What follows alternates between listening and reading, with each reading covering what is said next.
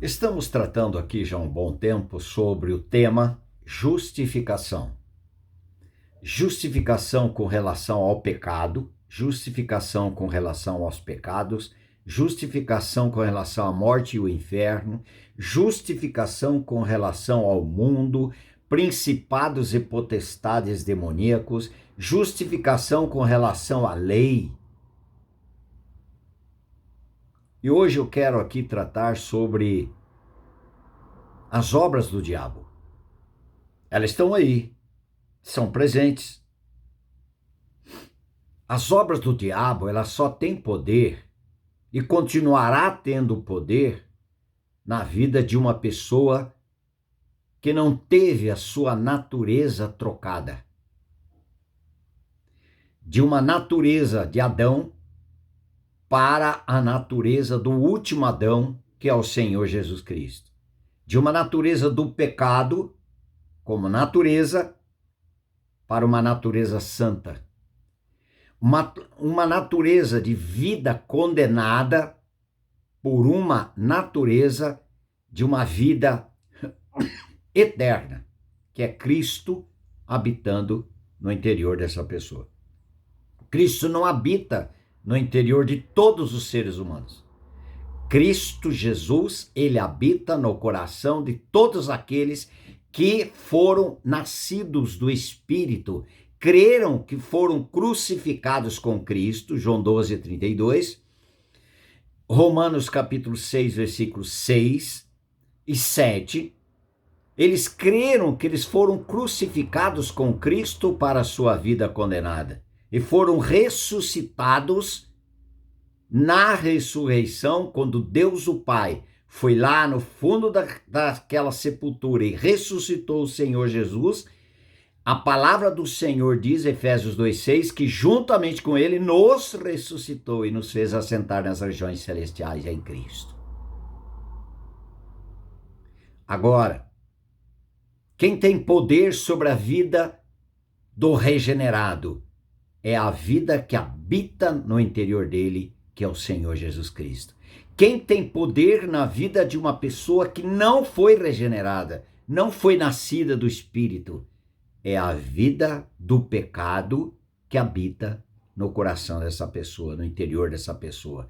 João 8,34 diz, aquele que comete o pecado, que pratica o pecado, a natureza do pecado, aquele que pratica é escravo do pecado.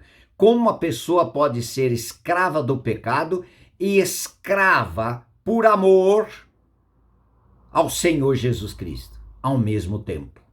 Se o Senhor Jesus Cristo é o libertador do pecado, se o Filho vos libertar, verdadeiramente sereis livres. Livres do quê? João 8,36. Eu preciso conhecer João 8,34. Conhecereis a verdade e a verdade vos libertará. Que verdade? A verdade da pessoa de Cristo. O que ela realizou na cruz em benefício de todos os pecadores que ganharam fé para poderem crer e se uniram a Cristo. A palavra fé significa união. Foram unidos no corpo de Cristo na cruz para que experimentasse a morte, aquela morte de Cristo. Aquela morte, nós falamos morte de Cristo, mas é a nossa morte com Cristo e a nossa ressurreição juntamente com Cristo, ganhando uma nova vida. Mas nesse vídeo eu quero dizer, nós estamos repetindo sempre as mesmas verdades até que seja revelada como verdade absoluta, inegociável no seu interior, em nosso interior. Porque podemos ter isto na mente. Está repetindo sempre as mesmas coisas? Sim. Você já está vivendo esta verdade? Já está experimentando isso, vivendo uma realidade na sua vida? Se isso for verdade, você quer ouvir mais a respeito disso. Quando nós gostamos de um doce, nós sempre queremos tê-lo na nossa mesa, não é verdade? A falar, eu já comi esse doce ontem, eu nunca mais quero. Não, bem pelo contrário. Quando ele é um doce gostoso e nos faz bem, e nós podemos comer, porque tem gente que não pode comer doce, mas recebe aquilo, quer sempre ter na sua mesa. É um exemplo simples, mas pode ser outra coisa também. Agora, o tema deste vídeo, as obras do diabo. As obras do diabo. Olha o que diz a palavra do Senhor em 1 João, capítulo 3, 1 João 3, 8. Nós vamos ver aqui, a parte B do versículo 8 de 1 João. Para isto se manifestou o Filho de Deus para destruir as obras do diabo. O nosso velho homem já foi crucificado e já foi destruído o pecado. Quando cremos, quando fomos unidos, quando cremos na nossa morte e a nossa ressurreição com Cristo. Agora, para esses que já receberam essa nova vida, maior é que está em nós do que aquele que está no mundo, que está em nós é o vencedor para nos fazer mais do que vencedores por aquele que nos amou. Para isto se manifestou o Filho de Deus para destruir as obras do diabo. Na vida de quem? Dos que creem. Todas as obras do diabo, elas estão aí? Estão. Nós devemos ignorá-las? Não. Considerá-las. Mas considerá-las como vencidas pelo nosso soberano Senhor dos senhores, o Todo-Poderoso lá pela cruz, pela morte e ressurreição. Aleluias. E também sobre esse assunto maravilhoso, 2 Timóteo capítulo 4, versículo 18, a palavra do Senhor diz: o Senhor me livrará também. Ele já nos livrou do pecado, natureza de Adão, livrou da condenação do pecado, ele já nos livrou do inferno, ele já nos livrou de uma vida maldita, debaixo de maldição. E também, entre tantas outras coisas, e continua nos livrando, principalmente os salvos, os regenerados, eles estão debaixo do esconderijo do Altíssimo, e aquele que habita no esconderijo do Altíssimo, descansa. Descansa. Porque o seu descanso é Cristo. Não é um dia da semana só, não, meus irmãos. É uma pessoa todos os dias da semana. E aí ele diz: o Senhor me livrará também de toda obra maligna e me levará salvo para o seu reino celestial. Aleluias! Que coisa linda, maravilhosa! Pela graça. Não existe mérito da nossa parte.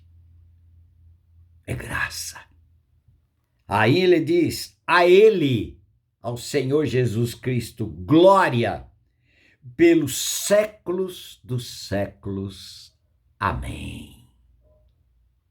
Maravilhosa salvação, maravilhoso Salvador, grande salvação, grande Salvador, grande manifestação da graça, pela grande manifestação do amor de Deus, revelado na pessoa do Senhor Jesus Cristo. Satanás não tem mais nada para nos acusar, para nos derrotar. Se tiver uma ação de Satanás na vida de um salvo, de um crente, um regenerado, é porque ele está a serviço do Senhor para nos amadurecer, nos moldar, nos levar a arrependimento, nos levar a quebrantamento, para nós sermos diminuídos, porque nós podemos estar distraídos com as coisas desse mundo.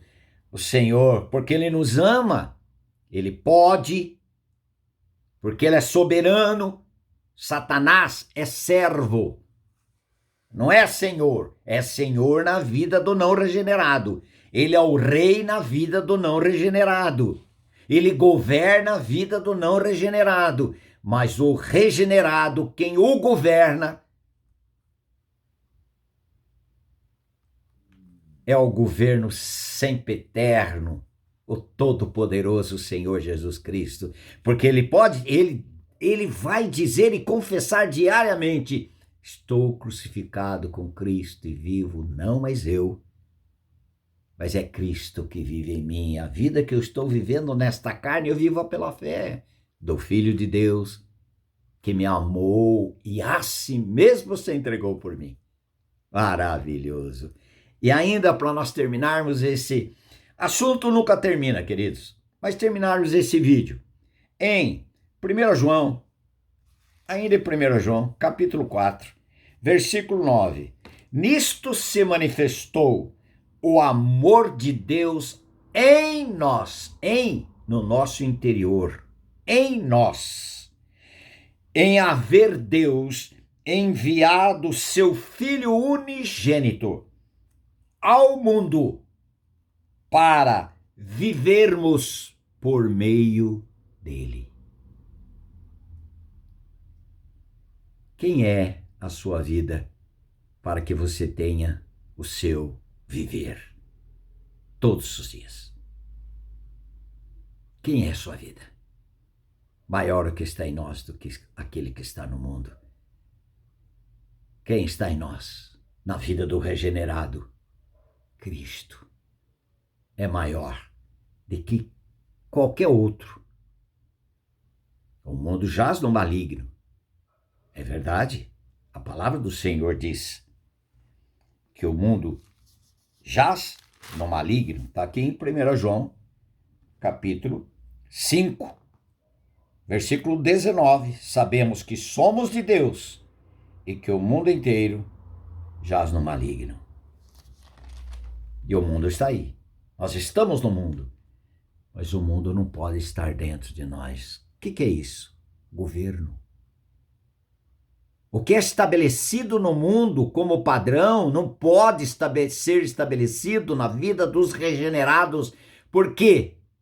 Porque Gálatas 6,14 diz: longe de mim esteja a gloriar-me, senão na cruz de nosso Senhor Jesus Cristo, pela qual o mundo está crucificado para mim e eu para o mundo. E as obras do maligno?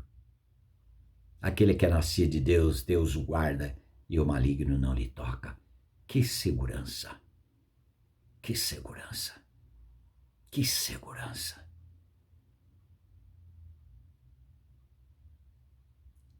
Para isso que o Filho de Deus se manifestou, para destruir as obras do diabo.